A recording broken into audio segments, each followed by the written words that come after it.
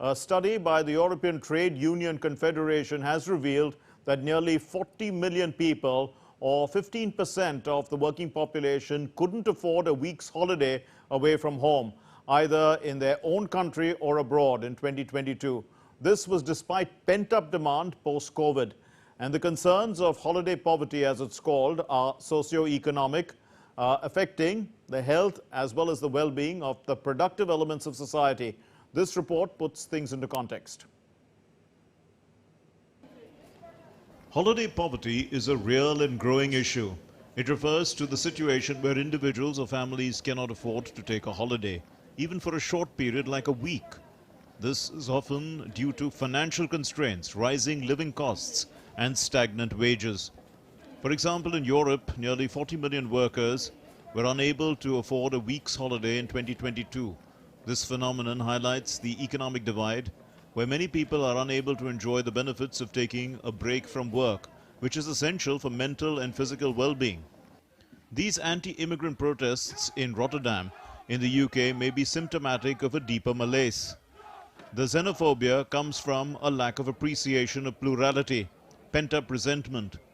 Holiday poverty can have significant impacts on mental health. It causes increased stress and anxiety as people may feel overwhelmed and overburdened by daily pressures. It could lead to social isolation as individuals disconnect themselves from social circles. It could also lead to burnout, causing fatigue, irritability, and decreased motivation. But there are those who will hope that their businesses will find a way to pull through tough times, like this driver in Mexico, explaining what he thinks are the benefits of the peso's fall against the dollar. I think it would benefit tourists because they will think it's cheap to travel in Mexico.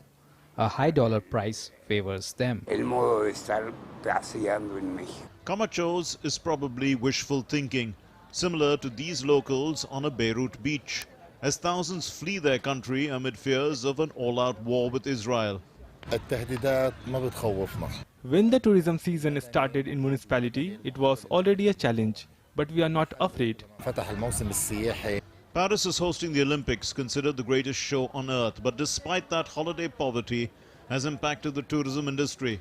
Reduced domestic tourism means fewer visitors to local attractions, hotels and restaurants, leading to decreased incomes for businesses. It impacts regions that rely heavily on tourism and may cause businesses from small souvenir shops to tour operators to struggle to stay afloat.